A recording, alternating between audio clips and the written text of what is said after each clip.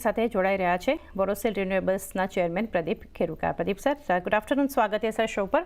और सबसे पहले सर पूछना चाहेंगे, यहाँ से जो एक सबड्यूड परफॉर्मेंस दिख रहे हैं डिमांड की वजह से तो एक नहीं दिख रहा है, तो ओवरऑल डिमांड कैसे पैनिंग आउट होती है आपको दिख रही है? और अभी for FY25 and H1 FY25 आप कैसे देख रहे हैं, और specially client projects on track है?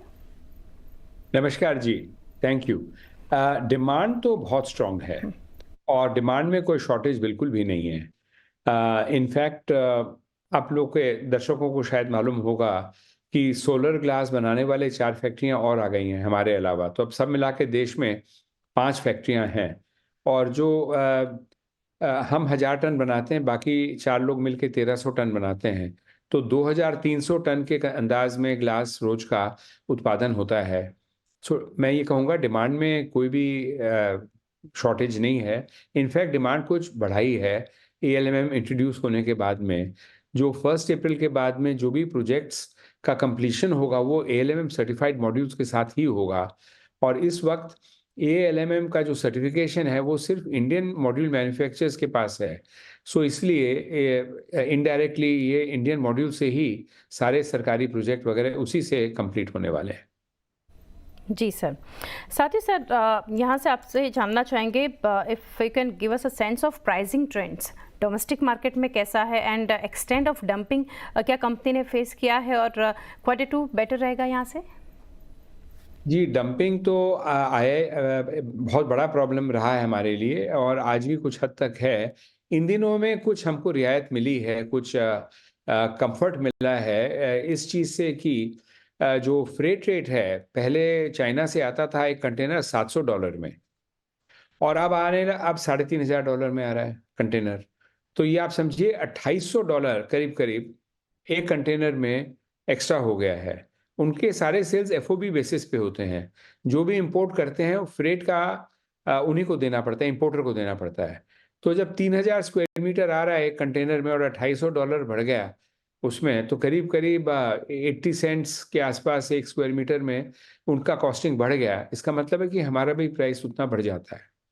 सो अभी हम लोग कॉस्ट के बिलो बेच रहे थे, तो अब इससे डेफिनेटली मुझे लगता है कि ब्रेक इवन के पोजीशन तो आ गए हैं। और जो गवर्नमेंट से मुलाकात होती रहती है हमारी, तो सीनियर ऑफिसर्स जो हैं मिनिस्ट्रीज में, उन्होंने मुझे ये कहा है कि आपका 1 अक्टूबर से आएगा।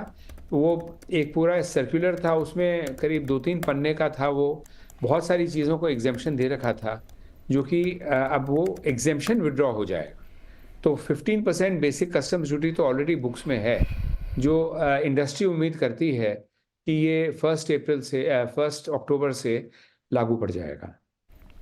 जी डेफिनेटली। और प्रदीप सर, एक चीज़ मैं आपसे थोड़ा डिटेल में समझना चाहूँगी, वो है LMMN के ऊपर approved list of models and manufacturers जो यहाँ से इम्पोज जो किया है, वो कैसे इम्प्लीमेंट करेंगे ऑन ग्राउंड, वो एक समझना चाहेंगे। साथ ही क्या ये फॉर न्यूअर कमीशन प्रोजेक्ट के लिए है, और साथ ही इसका क्या ये मतलब रहेगा कि you will get more monopoly status in Indian market? और एक चीज़ कवर करना चाहेंगे, अभी इंडस्ट्री का फीडबैक इसको लेकर क्या है? कुछ इम्प्लीमेंटेशन के लिए डिले रहेगा यहाँ से? नहीं जी, इम्प्लीमेंटेशन के लिए कोई डिले नहीं है, एकदम क्लियर है। जो प्रोजेक्ट 1 अप्रैल के बाद में कमीशन होएगा, उस प्रोजेक्ट में ALMM अप्रूव्ड मॉड्यूल्स ही इस्तेमाल किया जा सकता है। ये एकदम क्लियर है। अच्छा, होता क्या है इंडस्ट्री में, मॉड्यूल बनाने वाले करीब 150 आदमी होंगे, 150 कंपनी जो मॉड्यूल बनाती हैं, उनको सबको पता है कहाँ पे क्या हो रहा है। अगर उनके किसी ने कंप्लेन कर दिया कि भाई ये फलाना प्रोजेक्ट है, इसमें किसी इंडियन मॉड्यूल का प्रयोग नहीं हो रहा है, ALMM सर्टिफाइड मॉड्यूल नहीं हो रहा है, तो मेरे ख्याल से वो बहुत बड़ा रिस्क हो जाएगा उस डेवलपर के लिए। hundreds of crores रुपीस का इन्वेस्टमेंट होता है कोई भी प्रोजेक्ट में, तो मेरे ख्याल से ये रिस्क कोई डेवलपर लेगा नहीं। और ये रूल बहुत क्लियर है। जो भी प्रोजेक्ट 1 अप्रैल के बाद में कमीशन होगा, वो सिर्फ ALMM मॉड्यूल्स के साथ ही कमीशन हो सकता है।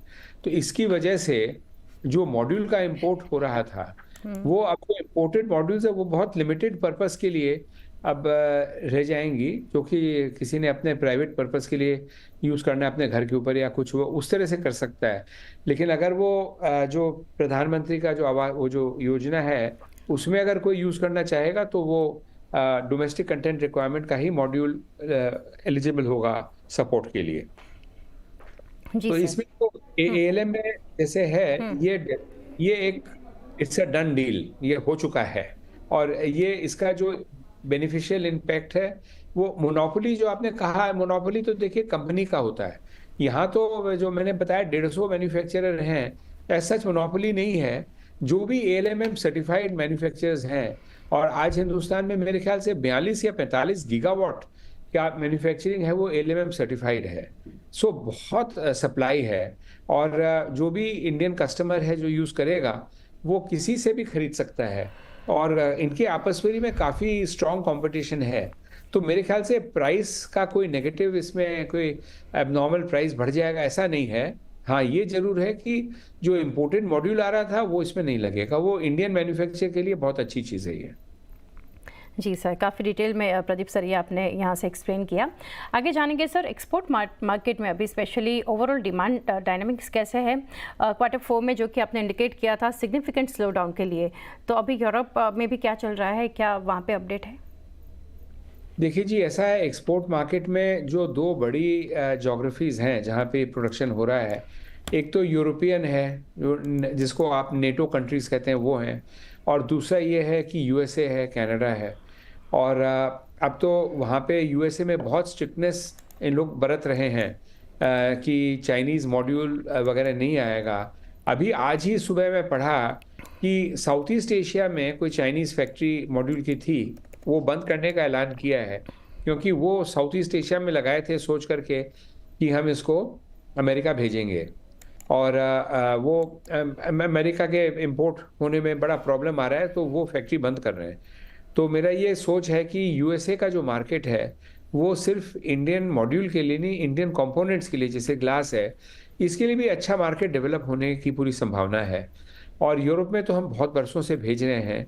इन दिनों में पिछले 6-8 महीनों में यूरोपियन मार्केट में प्रोडक्शन घट गया है, क्योंकि वहाँ भी चाइनीज़ मॉड्यूल्स का आक्रमण हो रहा है। और बहुत सस्ते में चाइनीज़ मॉड्यूल्स मिलने की वजह से जो लोकल मैन्युफैक्चरर थे, वो उसका विरोध नहीं कर पा रहे थे। तो इसलिए वो कुछ वहाँ पे प्रॉब्लम है। लेकिन और कंट्रीज़ हैं यूरोपियन रीजन में, जहाँ पे अभी तक बहुत अच्छा से काम चल रहा है। और जहाँ की अच्छा ग्लास जा रहा है। जी सर। सर, फंड रेज को लेकर अभी क्या अपडेट है, और टोटल डेट ऑन बुक्स कितना है? क्या फुली एक्सटिंग्विश कर पाएंगे डेट को? हाँ, हाँ, डेट को तो एक्सटिंग्विश करेंगे ही। वैसे हम एक राइट्स इश्यू की तरफ बढ़ रहे हैं आगे। राइट्स इश्यू लेकर के हम डेट को रीपे करने का प्रयत्न करेंगे। ये हमारा ऐसा इरादा है। क्योंकि कंपनी का फ्यूचर तो ठीक है। देखिए, हमने जो भी नया फैक्ट्री लगाया था, वो फुल प्रोडक्शन में है। अभी हम करीब 1000 टन की कैपेसिटी है, इसमें हम करीब 970 टन के आसपास मेल्ट करते हैं। तो we are achieving our full capacity. हमारे कोई प्रोडक्शन में या सप्लाई में, कस्टम में, बिजनेस में कोई प्रॉब्लम नहीं है। अगर प्रॉब्लम है तो सिंपली एक प्राइस का था। अब प्राइस का प्रॉब्लम, जैसे मैंने अर्ज किया, कि वो फ्रेट रेट बढ़ने से ही ऑलरेडी हमारे को कुछ रिलीफ मिल गया है और मिलता जाएगा। वो धीरे-धीरे उसका लागू होगा, लेकिन दिख रहा है। और फ्रेट का जो प्रॉब्लम है, वो बहुत जल्दी सॉल्व होने का मुझे नज़र नहीं आ रहा है। अगर कोई जो पैलेस्टाइन में जो प्रॉब्लम चल रहा है, यदि उसका कोई रेज़ोल्यूशन हो रहा है, तब शायद इसमें भी हो जाएगा, फिर इसका कोई प्रॉब्लम का कारण होगा नहीं। लेकिन अब तक जितनी बातें हुई हैं, इसमें कोई कॉन्क्रीट दिखा नहीं है कि इसका क्या रेज़ोल्यूशन हो रहा है पैलेस्टीनियन कॉन्फ्लिक्ट का। Okay sir. Sir, SG4 furnace ramp up जो कंपनी ने खोल पर रखा था, तो due to prevailing lower prices, इसके ऊपर क्या सर अपडेट है? और under construction capacity, timeline, capex के ऊपर एक्सेट्रा के ऊपर आप क्या यहाँ से कमेंट्स देना चाहेंगे? और साथ ही SG4 रैंप अप कब रिव्यू करेंगे?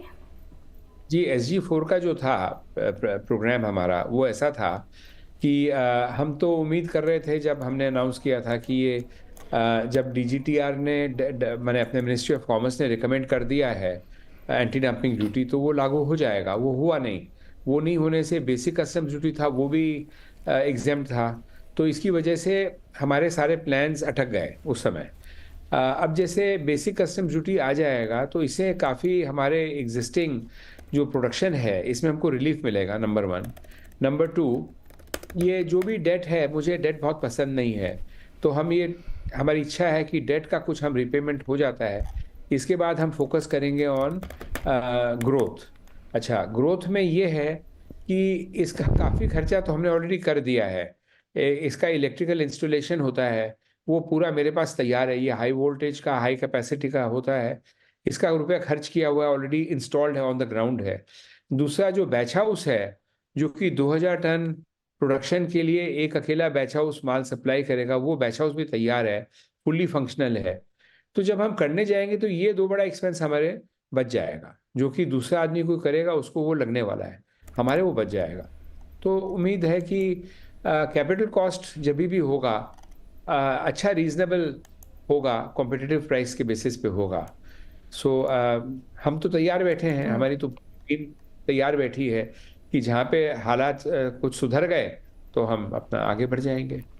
जी, और सर प्रदीप सर लास्टली जानना चाहेंगे कंपनी के मार्केट शेयर के ऊपर, जो कि आपने शुरू किया था domestic market of close to 20 in 2023। तो अभी करंट मार्केट शेयर क्या है कंपनी का? हम मेरे ख्याल से करीब 25% शेयर होगा हमारा मार्केट का, क्योंकि ये टोटल इंक्लूडिंग इम्पोर्ट्स है। हुँ, इम्पोर्ट्स बहुत बड़े तादाद में हो रहा है। So with all our production and we are selling everything, हुँ। तब 25% के अंदाज मार्केट शेयर है।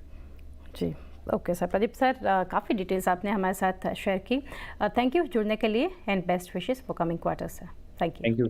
Thank you. तो